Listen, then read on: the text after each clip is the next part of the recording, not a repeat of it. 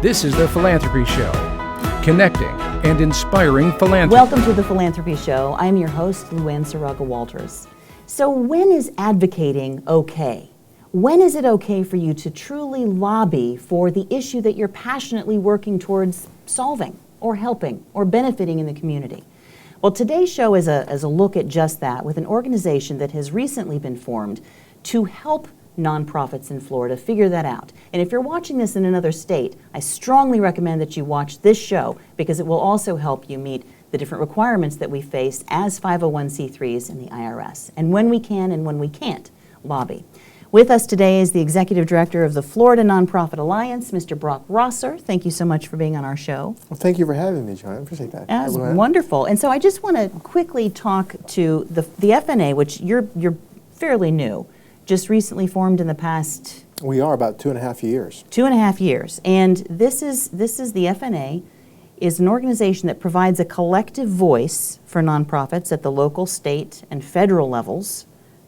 That means you're a busy guy. Very busy. To inform, promote, and strengthen the influence of the nonprofit sector. And I think that's something that resonated with me when I first was diving into looking at your organization, because influence is what we want to do to make the change that we're striving for within our community. So talk to me first, Broc, about the FNA in general, and what is it that you're hoping to accomplish? Absolutely, Luann. And what I would say is this, is that we're pursuing our passion like you are pursuing with yours. The main thing is that if you're not at the table, you're on the table. And for a long time, the nonprofit sector in the state of Florida has been on the table. And right now, the Florida Nonprofit Alliance, we're here to try to make sure that changes and that the nonprofits are at the table. So we've been... And when you say that, you mean you're on the table for issues of discussion, but you're not participating in actually influencing the changes? Exactly, especially from a legislative, public policy, advocacy perspective, where decisions are being made and they're made in a vacuum without necessarily the nonprofit's expertise being considered or the nonprofit That's input. a great point. For sure. And so we want to make sure that they're well represented.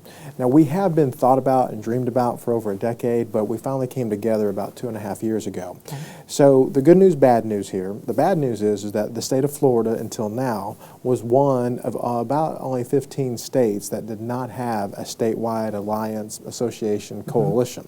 But we're now here to change that. So we're a little bit behind the 8 ball, but we're going to catch up to speed real quick. So how we interact is this. Yes, we do look at the localized issues and state-level issues and the federal issues. On the federal level, we'll interact with partners like the independent sector, a well-known group that focuses on advocacy up there. It's a national organization. National organization. We also are part of the National Council of Nonprofits. Very excited to have joined that. They're very excited to have us. It's an invitation only to statewide associations, and the goal of that is this. When things happen in other communities, other states, whether good or bad, they'll eventually make their way down to here. So it's good for me to put my eyes and ears to the ground and knowing what's happening so that we can just prepare for that. Again, both bad and good. So we'll interact on that federal level that way. On the state level, or even on a local level, we will partake in issues that transcend the whole nonprofit spectrum.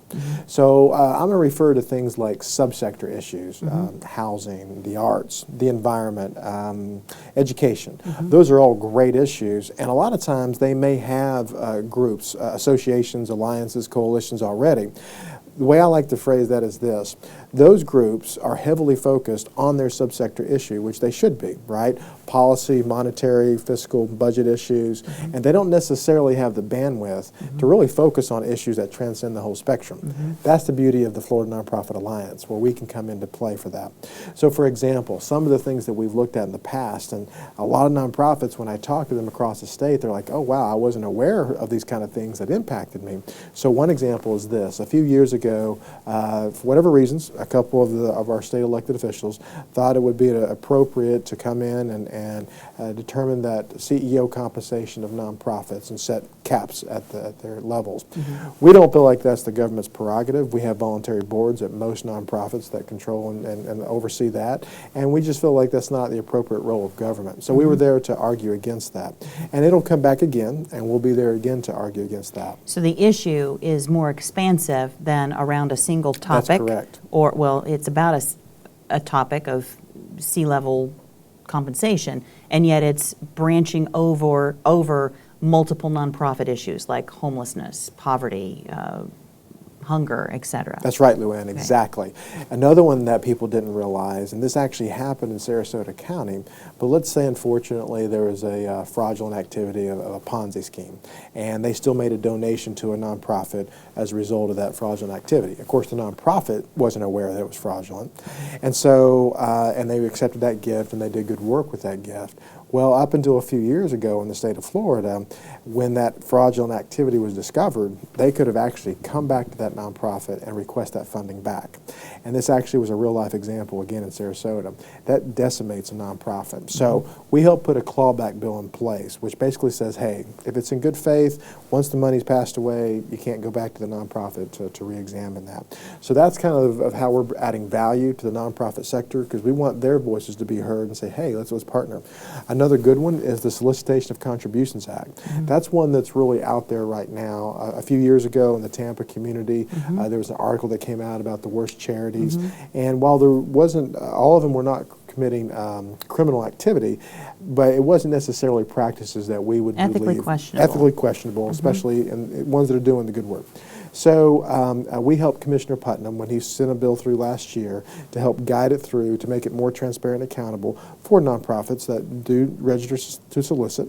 And at the same time, once that bill was passed, we helped him and his office to look at the proposed rules behind the scenes to implement that. And specifically, because we're a membership-based organization, our nonprofits and our nonprofit consultants, which are also members, we were able to bring their voices up and say, hey, these are some things we're hearing about it. Can you look at this particular aspect of the bill? Can you tweak it this way? And it was a great partnership that we did with the Department of Agriculture and Consumer Services.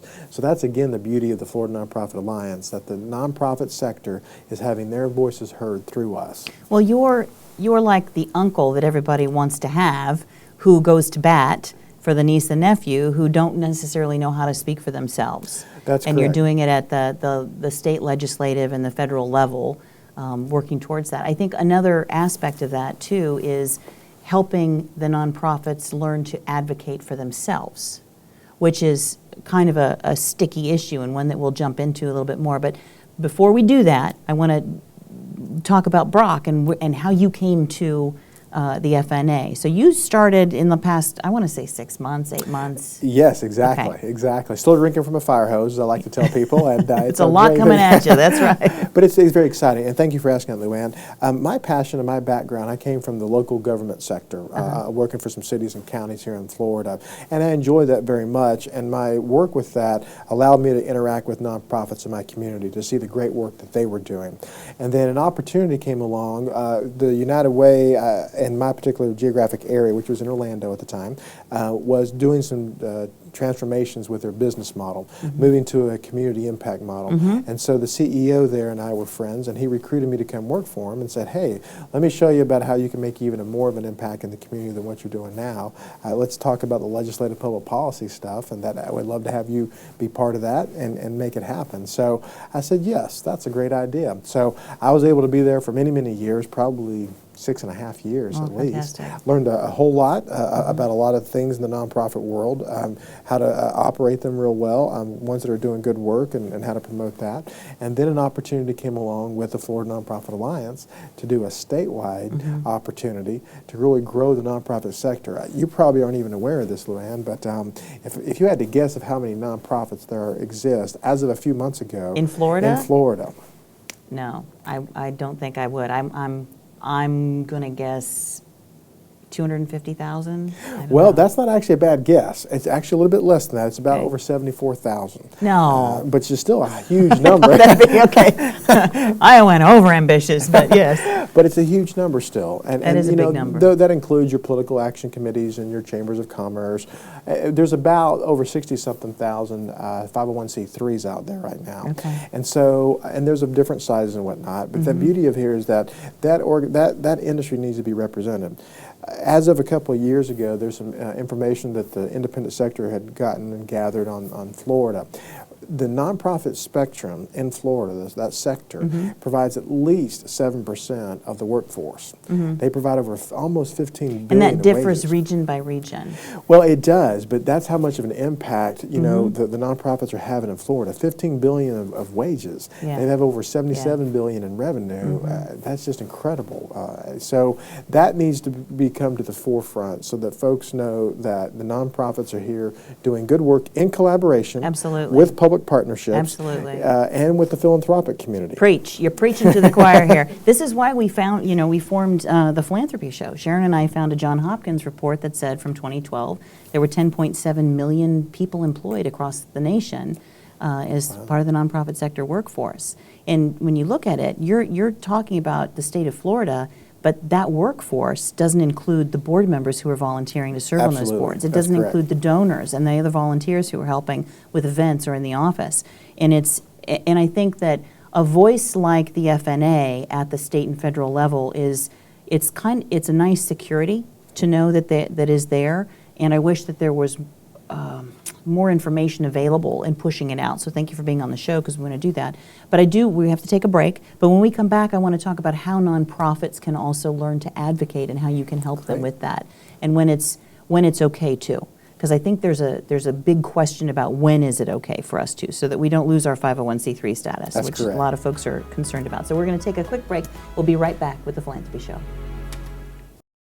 This show sponsored in part by My Paper Pusher. Consider it done. Follow the Philanthropy Show on Facebook for behind-the-scenes action, polls, and commentary. And welcome back to the Philanthropy Show. Our guest today is Broc Rosser, Executive Director of the Florida Nonprofit Alliance, who is, thankfully, I'm going to continue to describe you as the big uncle. You know, we don't want to say big brother, no, but big uncle, the uncle who's on the lookout, advocating for nonprofits and those issues that are very important from a statewide level and also, of course, from a federal level. But I want to talk about this issue of when it's okay for a nonprofit to advocate, because I've said it before on this show, and I really believe, you know, if you're working at a nonprofit or if you founded a nonprofit, you have a passionate opinion about something, about an issue. But there's a hesitance to really talk about it in a way that might seem political. There's a fear around that, and I know that many nonprofits, including some that I have worked for and with, have a blanket policy that you just don't say anything that might be seen as political in any way whatsoever, to be ultra-conservative just in case there's a fear of, you know, overstepping that boundary, because the fear is we could be fined, we could lose our 501c3 status, whatever. So talk to me a little bit about that. When is it okay? When is it not? How do we find out? All great questions, Luann. All in a big little summary basket. You know, this is something that I actually faced even from my time at United Way to even now. There is a fear, to your point. There's a misunderstanding about what's allowed and what's not. And then there's also, we don't want to let it be used as an excuse not to be engaged. You know, as nonprofits, again, across the spectrum, for whatever issues that they're working on, they're passionate about those missions, Absolutely. which they should be, right? And they have no problem going out to the public, into the media, into the internet, and saying, this is our cause, we need your help to support it. We need to make sure that that same passion is used on just another platform, and that's on the legislative public policy side. So why is that important? Good First. question. Because again, at this point, there are folks making decisions, and every election cycle, there's a change out, and they're making decisions that impact the nonprofit spectrum. And if you're not there to be a voice and to offer solutions, then they're going to make those solutions without you, and they could be not be appropriate for the community just because the legislators don't understand how nonprofits operate. That's why nonprofits need to be engaged. The biggest thing is this. Your show here, Luann, you already do advocacy and you don't even know it. And you can do as much advocacy as you want. There is no law limiting the amount that you can do. So when somebody talks about, let's say from an early childhood perspective, early education childhood perspective, and they want to go inform their legislators about the impact that that's having in both from an economic impact, from a societal impact, and the value that it creates, That's advocacy. And there's nothing stopping that. You need to educate. Advocacy is about educating. Yeah, so when is it, that's interesting, because I think the definition of advocacy is where we have to start. That's correct. So when is it advocating, and when is it crossing the boundary into lobbying? And then, of course, you want to take that one step further and say, and when shouldn't you lobby, because absolutely. then it becomes detrimental. So start with that. So the first and foremost, we want to make sure it's very clear. Nonprofits can advocate as much as they want to educate on issues. They can also lobby. And here's how a lobby is different. If there's a particular piece of legislation involving the budget, involving a policy change, let's say it was involving the arts or the environment or whatever it might be. And I would say, well, Representative Walters, I really need you to vote. That sounds kind of good. I think I like that. I'll do Senator next. Thank you, okay. I really need you to vote against that bill. It's really impacting my clients. That's lobbying. You're asking directly on a for specific them to piece of vote to legislation. choose a certain way. Or Okay. you may even say, this legislation is coming up, Senator Walters, and we just want you to be aware of that. You know, we're supporting that, and if you get an opportunity, just please let us know. So it's talking about a very specific thing that's out there, and that's okay. So even that is not crossing the line. We would encourage, the Florida Nonprofit Alliance still encourages you to both advocate and lobby. Okay. Where the limits come into play is this, and I will tell you, even in the work that we do and others that do this, you will never get close to the limits. You would have to really try hard to get Limits, to what do you mean by limits? So the way that the IRS kind of regulates to make sure that, you know, a 501c3 is a C3 versus a political action committee or something else is there's two major tests. And one is like a substantial, unsubstantial test. It's get different definitions according to who you talk to about the word substantial or insubstantial. And basically it's subjective. It's like, well, we spent so many dollars on lobbying this year. You know, we went to Tallahassee and we talked to such and such, or we went to Washington, D.C. And that was really an insubstantial amount part of what we did. Okay. But it's very subjective. It allows the IRS to make that determination of whether or not you were substantial or insubstantial. Rather, they came out with a law several years ago, decades ago, and it actually goes off of your expenditures. And you have to declare, and it's, we So if you're taking a lot of trips to Tallahassee, exactly. that could probably put you over the line, depending on how much it is. Even not that. It What's goes the off limit? of budgets and percentages of your budget. Okay. So, for example, I think it's up to $500,000, and there's different requirements, but up to $500,000, you can't spend more than 20% on lobbying. Well, that'd be like $100,000. Good night. If you had a $500,000 budget, and not many people I know are doing So that. you could just, okay, blanket statement, 20% of your budget, up to Up to 20%, up to up to 500,000. 500,000. Now, if you have a, It goes up above that. okay. It even allows more than that. So if you above have a that. budget of 500,000 or under, it's 20%. 20%. And then what if you get higher, you can that even go percentage higher. can increase. That's correct. And so what we would encourage you to do, if you're from another state, there are other statewide associations, and they're called different names. Many of them are called the name of the state, Association of Nonprofit Organizations, so the Montana or the Michigan or Tennessee, whatever it is. The State Association of Nonprofit Organizations. So we really encourage you, if you have a question, you can Google it. It's real easy, IRS expenditure limits for nonprofit and lobbying, and you want to go to the IRS website because that's the official place, and it actually is. I've Googled it to test it, and it is easy to find. Okay. But you go there, and it'll just kind of spell out what you can do. But I would encourage other folks from other states to contact their statewide association. If they're in Florida, definitely contact us. I can go through. I've got them all written down. It's easier to do that on a one-on-one basis, but you're never going to get close to that. You know what I'm thinking with that in mind too, if going with the 500,000 or less, 20% limit, I can hear in the faint background of the internet the chatter of, yeah, but when do I have time to go to Tallahassee? Or when do I have time to go to my state capital? Or when do I have, because you don't. But I'm just thinking, out of the box, many organizations are connected or have a connection to a representative or a senator or somebody at that state level or even national level who might be on their board or friends with their board, who might be a donor or friends with a donor. And that networking, that connecting and networking could be very beneficial for the C-level. Very much so. Or upper management. You probably want your C-level in that case. How does this apply, or does it, to social media? It does. Okay. It does Tell very me much that. so. And Luann, you bring up a good point. Advocacy and lobbying is about relationship building. It is a year-round contact sport, as we'll say. And the idea is that it's not just Tallahassee, it's not just Washington, D.C. We encourage nonprofits to engage their folks. There's a great group that I just found out about, the Community Alliance for Sarasota County. And I want to mention them as an organization because they've got it going on, interacting with their city commissioners, their county commissioners, their state representatives, and they're bringing nonprofits to the table, and they're deciding issues as a collaborative group. So it's not just in those areas.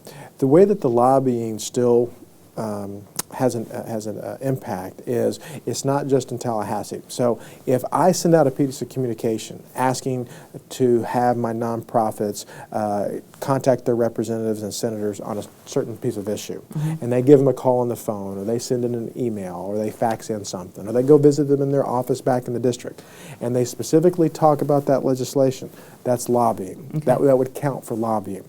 But again, the amount of time it takes you to do a 5-minute email compared to the entire or other Facebook things, post, Facebook post, it is so small you would never get to that 20% limit. So that's why I really encourage people. When should, and unbelievably we're coming to the end of the second segment, but when should somebody seek out legal advice on that? And are there anything specifically that they need to do in IRS filings or something in order to be able to be that kind of an advocate? Great questions.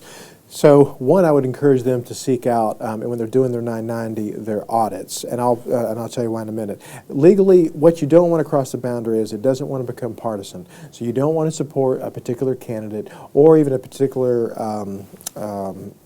piece of legislation before, like an election, where it involves an election cycle, where it involves a candidate. I mean, you can support. It's specifically towards a candidate. Specific to a candidate. If you're going to have like a delegation meeting, you want to invite all parties involved, Democrat, Republican, so it's just not one-sided.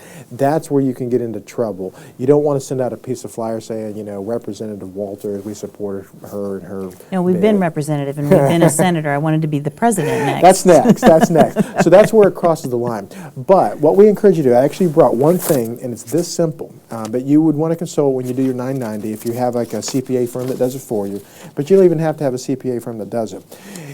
This is how you do the expenditure test, the one of two methods I talked about. One, the IRS, they're going to tell you if you cross the line, you don't want that to happen. Two, this is where you go off that expenditure test.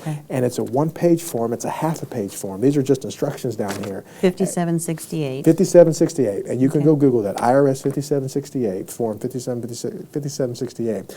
And you turn it in with your 990 when you do that, and you are telling them that you're electing to do the expenditure test. And it stays in place until you send another form in saying, I don't want to do that So you're not anymore. bound by it. You just send another form and you can. You can, but you're bound by it as long as you send this in. And you can do this for years. You only do it one time. You don't have to do it year in and year out. It's that simple. And from that point forward, then you just look at your expenditures at 20% and more. But most places won't even have to worry even about 20%. Okay. It's that easy. Well, talking about IRS forms on the Philanthropy Show. Who knew? No. Thank you so much. Well, we are going to take another quick break, but we will be right back, and then it's time for Broc to take Truth or Care. We'll be right back. And now a word from our studio sponsor. I'm Sarah Leonard. In the time I've been at the Nonprofit Leadership Center, I've had the privilege of meeting hundreds of employees and volunteers from nonprofit organizations. The organizations range widely in their size and their age and the cause that they're supporting. The one thing that all of these people have in common has been their passion for what they're doing.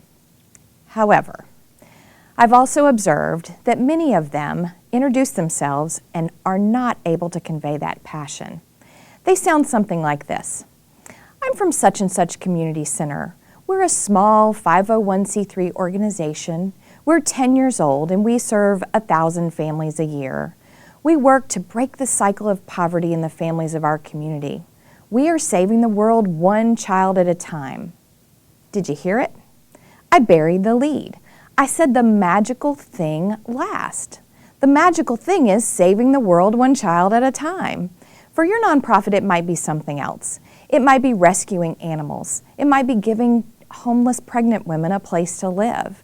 It might be feeding hungry neighbors. Whatever your organization's magic thing is, lead with that thing.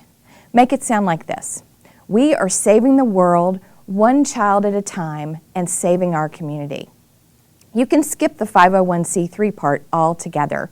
The only person who cares about that is your accountant. Learn to talk about the magical thing your organization is doing. Lead with the thing that is changing the world. When you do that, you'll inspire other people to come along with you and change the world with you. The next time you introduce yourself, listen and see if you do this. If you want more help, visit our website, www.nonprofitleadershipcenter.com. We have lots of resources and classes that can help you with this and many other challenges that we face in the nonprofit sector. At the Nonprofit Leadership Center, we work to educate, empower, and connect the nonprofit sector. That's my lead. What's yours? The Philanthropy Show is on demand every Monday at 4 p.m. Eastern Standard Time at both thephilanthropyshow.com and YouTube/WatchMVVP-TV. Welcome back to the Philanthropy Show.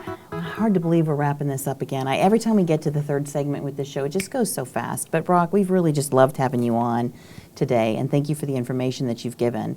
This is kind of one of my favorite segments because we talk about the passion behind the person and why you are involved in philanthropy. So Truth or Care, I'm sure you've heard it. It's the essence, the meaning, the definition, maybe a story, some kind of transformative experience around why you're involved in philanthropy, what philanthropy means to your heart. Then I'll let you share on that. Well, thank you, Lynn, and thank you for having us on. And hopefully, your audience will get a good opportunity to hear more about that. And we're always available for more questions if need be. I would say this, philanthropy for me is this. It's an understanding that the world is a bigger place than just yourself, and that there's something there that you need to do to give back.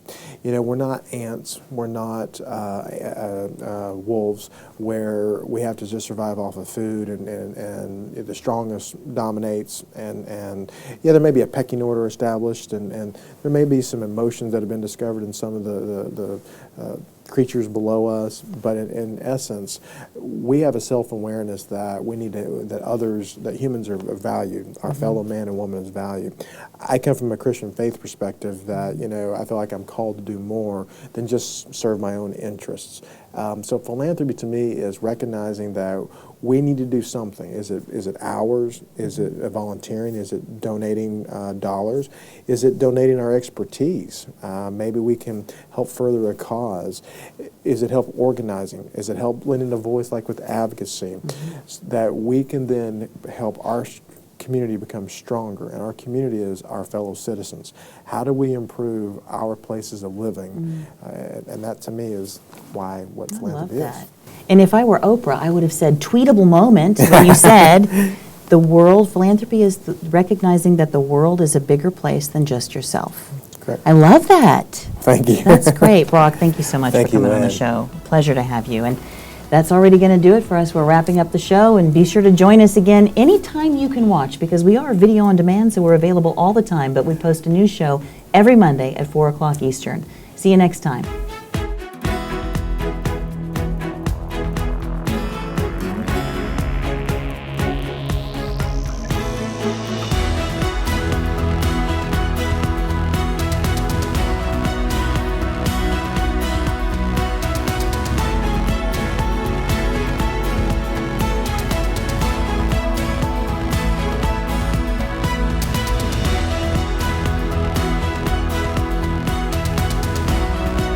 Do you have an idea for the Philanthropy Show? Contact us via our website or email us at tps@myvideovoice.com.